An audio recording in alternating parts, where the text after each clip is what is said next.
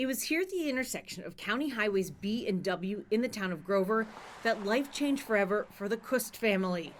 Matriarch Anne Kust and her daughter-in-law Elysia Kust were killed in a car crash. The world stood still. I remember hugging my nephew and just holding him close to my chest, and it just seemed like time froze, and it was this weird surreality of like, this is happening, but it just, how? It was such a beautiful day. The Marinette County Sheriff's Office said the Kusts were heading east on Highway B when they were hit by a driver heading south on Highway W. The driver, who admitted to running the stop sign after reaching down to grab his phone, was eventually charged with 2 counts of homicide by negligent operation of a vehicle.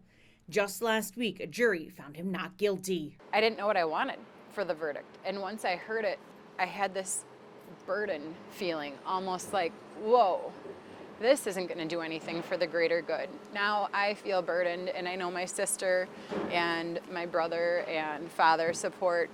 We feel like, okay, somebody has to raise awareness. We have to do something. But even before the verdict, the Kust family felt called to action, starting with education about the dangers of distracted driving, especially cell phone use. It doesn't take much to, hear your phone beep and just ignore it, while you're driving. Or shut it off or silence it. And if you can at least start thinking about what is that impact goes so far beyond the people in the accident. And, we get a painful reminder of that every day.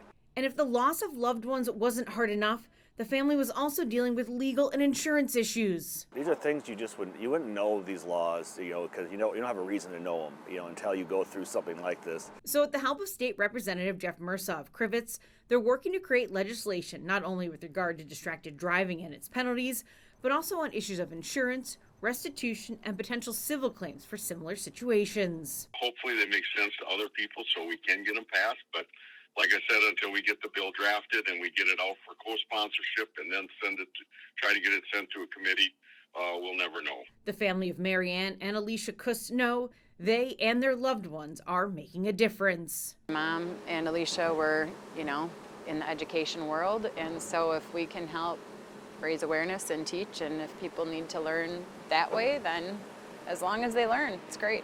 Yeah, I think they'd be very proud. I know her mom especially, to know that she's still teaching after she's gone. In Marinette County, Emily Matesic, Fox 11 News.